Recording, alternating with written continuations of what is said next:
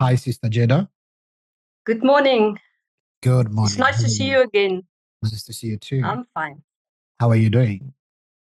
I'm doing fine. A little bit of flu like you. It's that time of the year. So if I speak differently, it's just because of that. But I'm very much looking forward to our discussion. I see. And thank you so much for being here today. And thank you so much for accepting our invitation. And I look forward to talk to you in details about your spiritual work and as well as devoted as well. But before we do that, I would like to thank the Lord who gave us the grace to be here, you and I, today, because it's another day that God wants us to address something to the viewers. So before we go any further, I would like you to introduce yourself, about your work and your spiritual life as well. Welcome, Sister Jeda. So thank you so much. So yes, I'm Gerda Potgieter and I was born in Bethlehem. That's one thing that I have, um, where the Lord was born, but it's a different Bethlehem. But I always use it as a joke to tell people I have that in common with the Lord. So I'm Afrikaans speaking, and I have retired in 2020 from a very successful career in local authority. One thing that I picked up over the years, because I'm in public relations, that's my forte, is that mainstream media, they're not interested in the good stories. They are only interested in the sensation. And, we don't have to discuss too much the fake news. We all feel it. We all see it every day in mainstream media, etc. So when I retired in 2020, I started to research fake news and the impact thereof. And I was planning to do a doctorate on that. I've got a master's degree in communications. I'm a communication expert.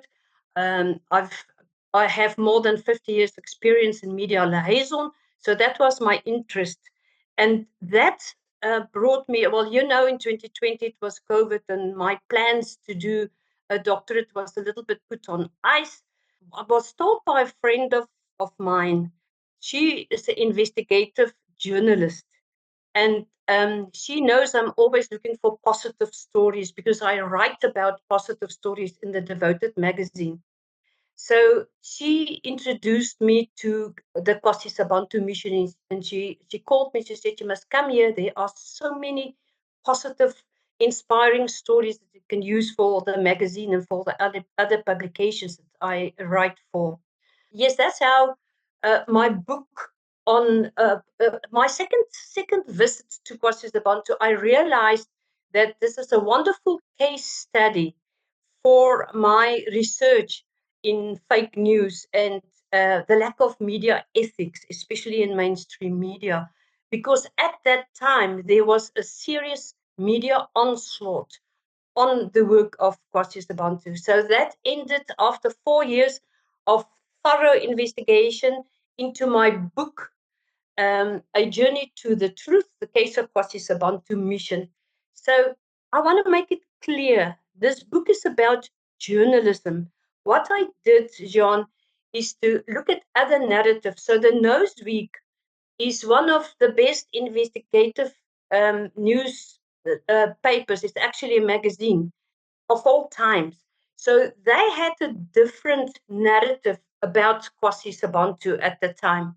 While News 24 launched a full on onslaught, all in negative terms.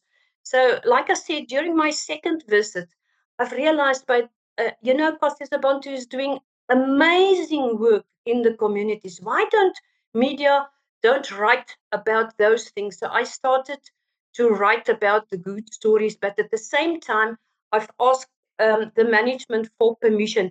May I please use the Kwasizabantu / News 24 narrative to demonstrate to the people out there how fake news and the lack of ethics, what it is all about, and what are the perils of misinformation. So that is what the book is all about. And I'm very proud. It's currently being translated into Russian, into Romanian, into French, and it's already been translated into isiZulu as well. Wow, that's so awesome. And I'm glad that you are here today because, I've seen a lot of, fake news as well on the media, Yeah. especially, the media that you mentioned, like Media 24 and so forth. But you know that the Bible promised that, all that live godly in Christ Jesus will save persecution, and this is something that we as Christians we should embrace. So talking about that, before we go into more details about your book, will you mind if you tell me a little bit about your, Christian life? Sadly, I always tick the Christian block, but for me it was only a tick of the block. It took me many, many, many years to really understand what it means to be a follower of Jesus. So I don't call myself a Christian. I don't like labels.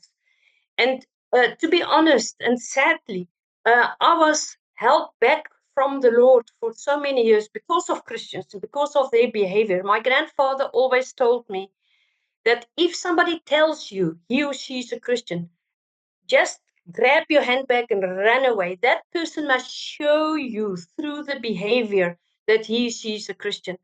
So, unfortunately and sadly for us, many Christians, even Gandhi said, "I love your Christ, but not your Christians," which is says so much about people who identify or call themselves Christians, but their behavior is different. And I want to talk about that a bit later. But anyways, I converted a few years back, and one of the things that I then wanted to do, also because of my experience with the media, is to start positive news and to help build the kingdom through my talent. So I started Devoted magazine, and Devoted magazine up until now is free. It's online on the website www.devotedmag.co.za.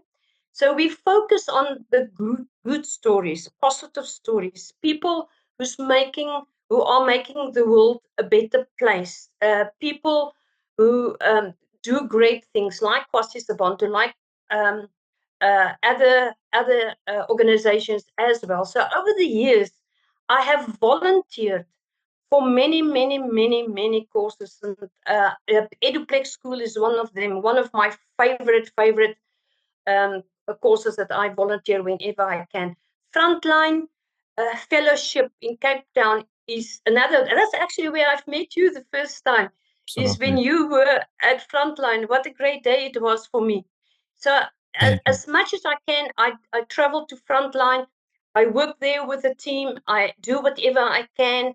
I spread the word. I get involved. And then Kwasizabantu mission. Um, um, while I was busy with the research, I realized that they are doing amazing work in uplifting the youth. They have a ministers' conference every second year. They have two youth conferences per year. So I volunteer also, and in the process, I've learned a lot about Kwasizabantu to get the real stories and to get the truth out in my book and through my writings. See, and thank you so much for that clarity. But I understand your frustration when it comes to Christianity. A lot of people they identify themselves as Christians, but unfortunately they're Yes. not. And I think the Bible tells us more about that. But in the same way, we cannot reject our identity because whether you like it or not, where you go, people identify you as a Christian. And that is the only way you can differentiate your faith compared to the other people's faith as well. So, well, talking about Kwasisi Ibantu, Sorry. I just want to clear. I call myself a follower of Jesus. That's who I am. that is exactly the same thing. I think we have just Yeah. different terminology, but it's the same because Christian is a loving relationship between a human being with his Lord, which is the Savior Jesus Christ. So when people say that they Yeah. are Christian, simply they are followers of Jesus as well. But it's another way of identifying yourself as well. So talking about Kwasisi Ibantu sister, I know that you've been there for a very long time. I haven't. And you have seen things that I have never seen before. And I'm speaking based on my own experience. When I went to Kwasizabantu, the things that I saw and what I watch on the media is totally different to one another. But I also understand why the media is doing what they're doing, because the Bible tells us that, a bad tree can never bring forth good fruit. So we know that the media will publish things that are evil and ungodly. But the reason for this interview is to try to get the light to the people. So, what do you know about Kwasisi Ibantu personally, and what motivated you to really try to stand for Kwasisi Ibantu and volunteer and do the things that you are doing for them today? Okay, I just want to clear another thing, Jean. I don't stand for Kwasizabantu. My interest was firstly in the good stories, to get that out through Devoted magazine and other publications, because there are endless good stories. Okay. Secondly, to use the case study to demonstrate the lack of ethics in mainstream media. So that is my interest. I'm not a spokesperson for Kwasizabantu.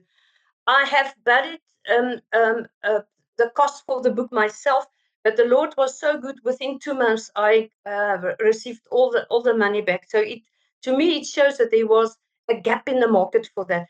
But getting to Kwasizabantu, this year Kwasizabantu will celebrate 55 years since it was founded. Now, it was founded by Reverend Erlo Stegen, the late Reverend Erlo Stegen. He passed away more than a year ago. His ministry is more than 72 years, but Kwasizabantu, the mission, is 55 years. Now, it is currently, if not the biggest, one of the biggest mission stations in Africa, with the main campus in Kranskop in KwaZulu-Natal, with different branches across South Africa, but also abroad. So the work that they do, you and I will need 2 days just to go through it. So I will just list a few, and we can talk in depth about it a bit later.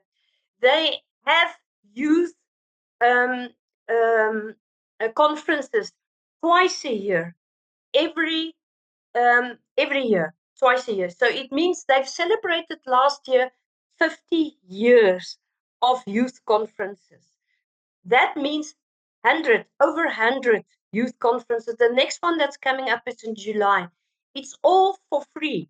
So they collect young people from across South Africa, and even across the borders in Namibia, etc., bring them to Kwasizabantu for a week, feed them for a week, take care of them, accommodate them, and bring them to the Lord.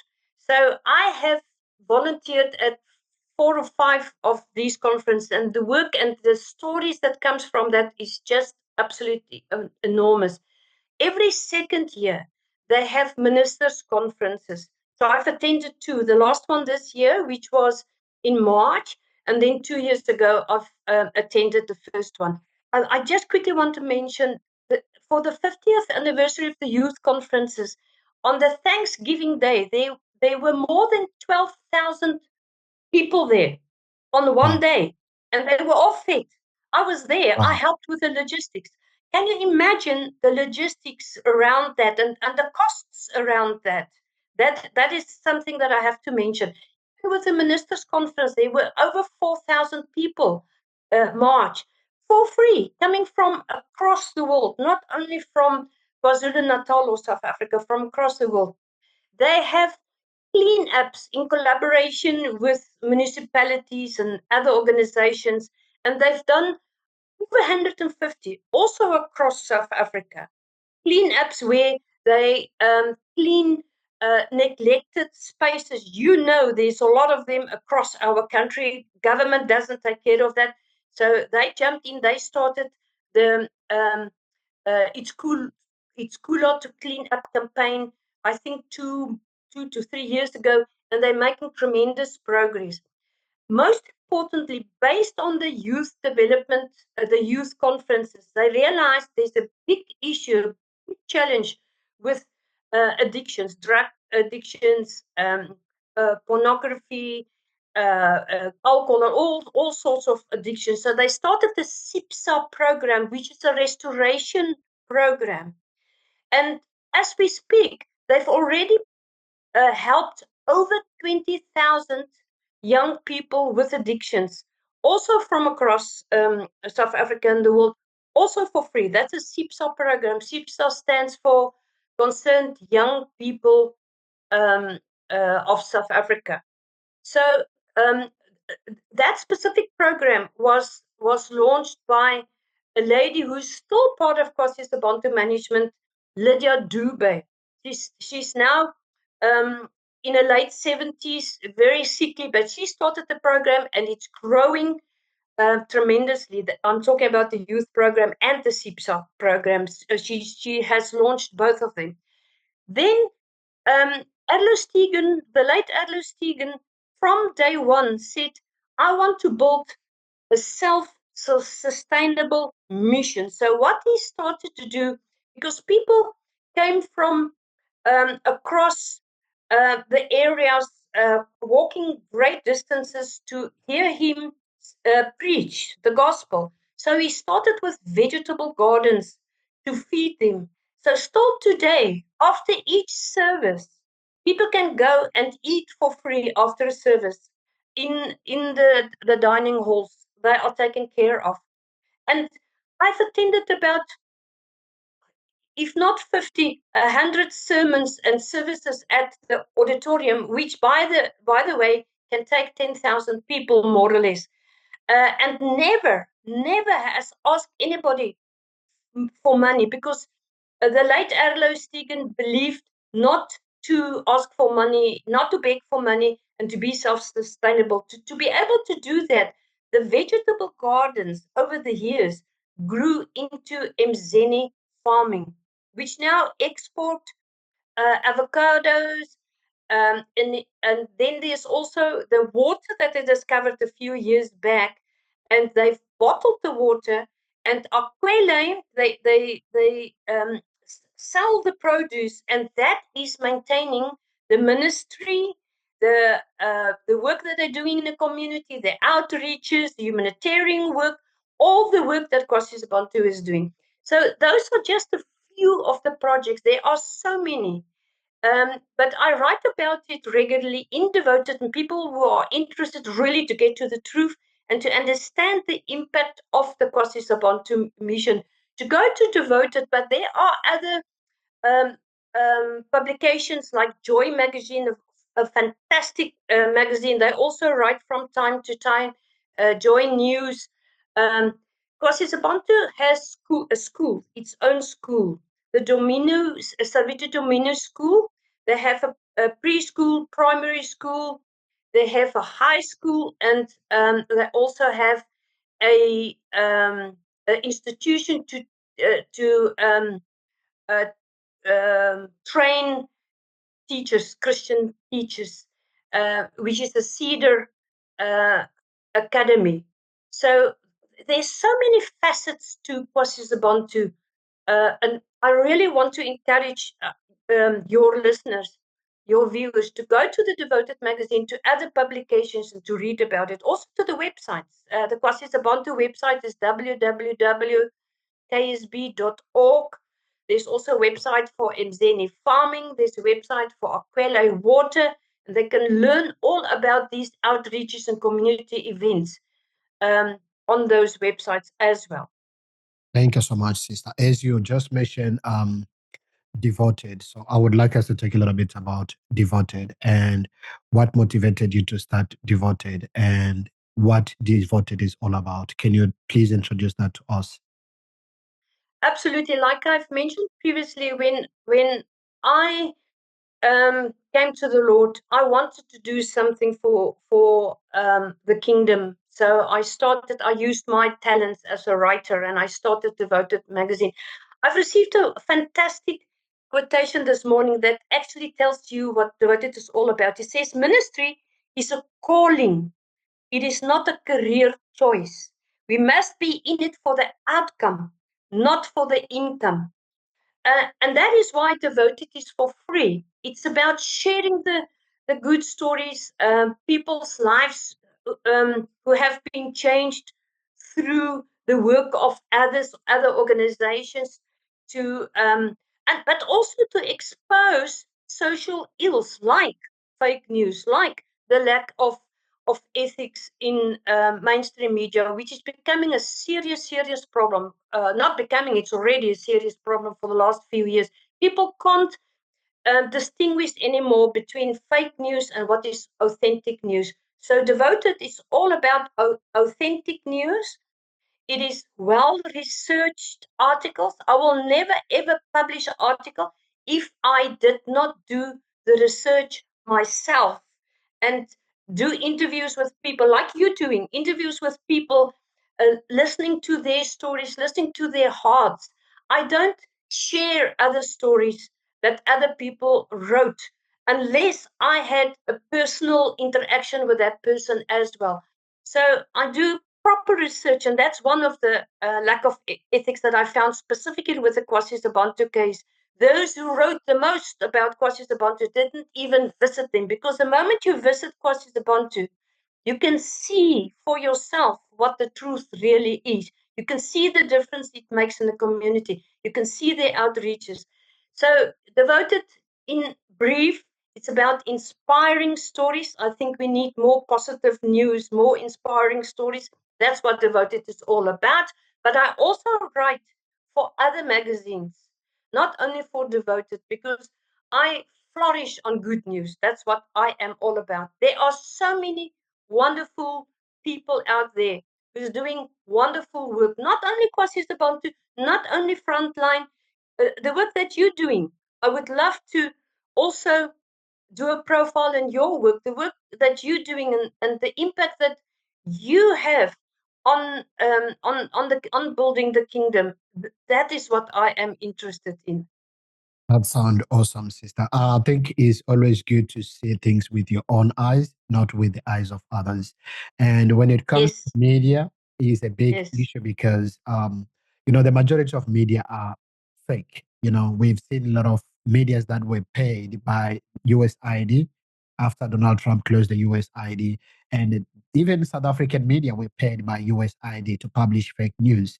Now, when it yeah. comes to the media, because a lot of people they don't have that experience to differentiate between right and wrong, or to know between the fake news and the good news. Before we move forward, can you please give us a little bit of elaboration on how to identify a fake news for somebody who doesn't have any experience?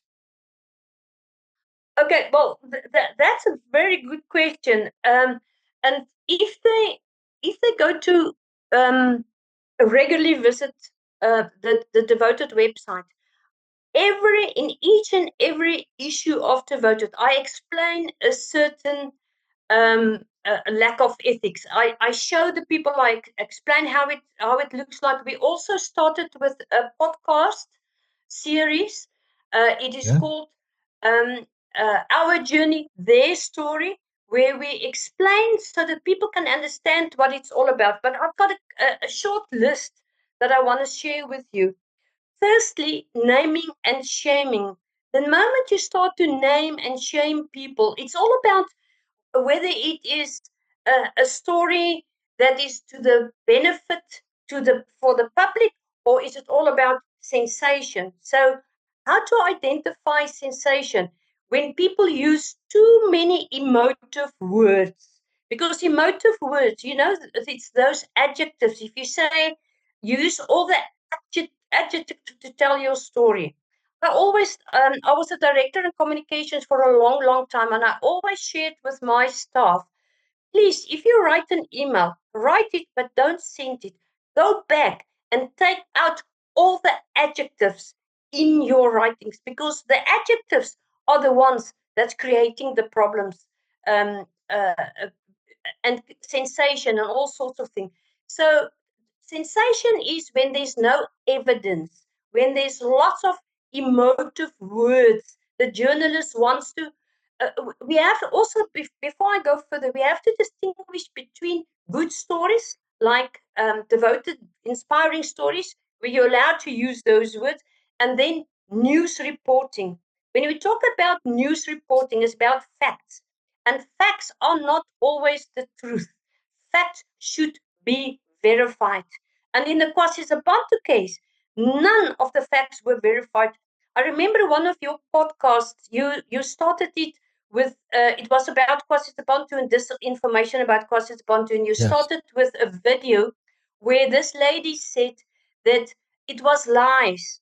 Personally, I was there when that video was recorded. So that's very important. Facts that are verified. Secondly, is there evidence or is it just allegations? That's very important. Stereotyping and framing. That's another thing to look out for. Subjectiveness. Remember, we talk about news reporting now. If you are subjective, if I write about you, for instance, and I find you a friendly person, I can say that because it's not hard news, it's soft news. You Yeah. understand the I see. difference between the two of it? It's Yeah. not news reporting, it's about getting a good story out. And it's my experience. And I have evidence that you are a friendly man because I've experienced it with you. And then, a news reporter should be objective. They should tell the truth. And none of the stories about Kwasi Sabantu so far, I've discovered any of the allegations were the truth or that the media was there to investigate it properly on site. And Thank you so many of the much. mainstream media just repeated the stories. That's another very dangerous thing. Mainstream media, they just repeat the stories of others, assuming it is the truth. Thank you so much, sister. But I want you to talk a little bit before we finish about your book, which you wrote about Kwasizabantu, which is the journey to the truth. What do you wanted to speak to the viewers about that book, or what is the Oh, content of the book actually, to summarize the content? yeah. There's basically two things. I'm just going to say, with regards to Kwasizabantu's book, the book, what I've done is to look at it from a journalistic point of view, not from a Christian point of view, and not from any other point of view. And like I said, I've compared the narrative that was already out there. And by the time I did my research, Kwasizabantu was already exonerated by different authorities. So that was easy for me just to compare what the media did with what is available. Information that's there, that's already verified, etc. So my finding was that the media used untested information as a weapon to tarnish the image of Kwasizabantu. But what is more disturbing for me, Jean, is the fact Yes. that Christians were part of the smear campaign. Some of them are, even as we speak, still preachers preaching to others. And I wrote an article a few years back, and I started the article, and I want to read it because I want to republish it. Where I warned people, I said to them, I'm reminded of the warning in 4 John 2 verse 9, which reads, anyone who claims to be in the light that hates his brother is still in the darkness. That is a Absolutely. huge concern of when Christians attack other Christians.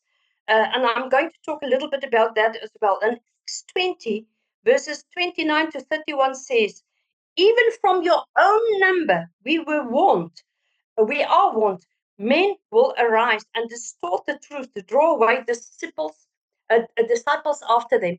So to me personally, it was very disturbing that this whole smear campaign against Kwasizabantu was driven by so-called Christians or people who call themselves Christians.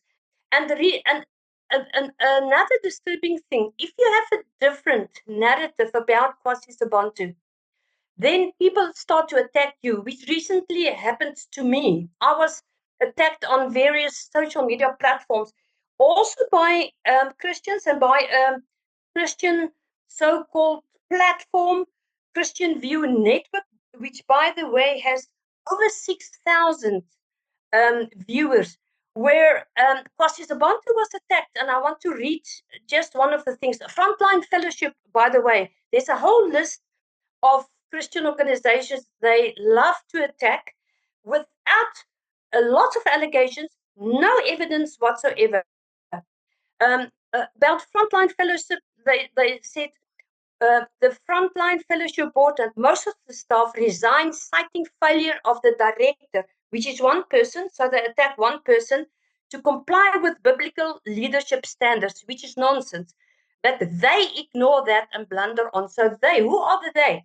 So now they're attacking the whole ministry. You Yeah. understand? And Yeah. then there's another one. Kwasizabantu has a legal investigation that recommends governance reform. Not happened and years have passed. The author of a book, that's me, they have identified me in other postings. That's me. I'm the author of this book, and it's about this book. And I hope you will put the front cover so people uh, know where to get it. Defending the mission. I was very clear in the book, stating that I am not defending Kwasizabantu. Not even Christianity. I am looking at it from an objective point of view, from a journalistic point of view. It's about the lack of ethics in the media. That is what the book is all about. Whether Kwasizabantu is guilty or not, it's not for me to determine that. Won't answer questions on how the 145 million rand went missing. Now, sorry to interrupt you. I see you want to say something, but I Yes. have to finish. Now my time is almost expiring. So if you can Okay, elaborate, quickly. yeah, leave There some. are Yeah. there are three lies in this one sentence. I have not defended the mission. I have not refused to answer the questions, and there is not 155 million missing from Kwasizabantu. Three lies in one sentence from a person who calls himself a Christian. Yeah, I think that is what we should expect because that is the promise of the Bible. For me, Yes, I don't yes, see or I don't feel bad when people get, they attack me or anybody else because that is what they have done to prophet and the disciples and everybody who stand for the word. They were always that's having true. war. That's why the Bible says that all that live godly in Christ Jesus will face persecution. But Sister Jada, what will be your advice in conclusion about everything that we've talked about here today? It's actually simple. I always tell people if you want to believe everything that is in print, start with your Bible. That is the truth. That's the good one. And yes, and when you read news reports and you see what's going on social media, ask yourself, where is the evidence? It's as simple as that. That's And the not to good one. believe everything that and also from a Christian point of view, we have to be careful what we say about other Christians, and we have to be careful. I quickly want to tell you this book of character assassins from Dr. Peter Hammond and Brian Upshire with Bill Bathman is one of the best books that explain to us why Christians should not be involved in smearing other Christians. See, and I think the Bible says exactly the same thing that you said in the book of Acts of Apostles, chapter I think 17 and verse 11. The Bible says that those who went to Thessalonica, they were more noble because they were looking the scriptures daily to see what the word preach was true. So Yes.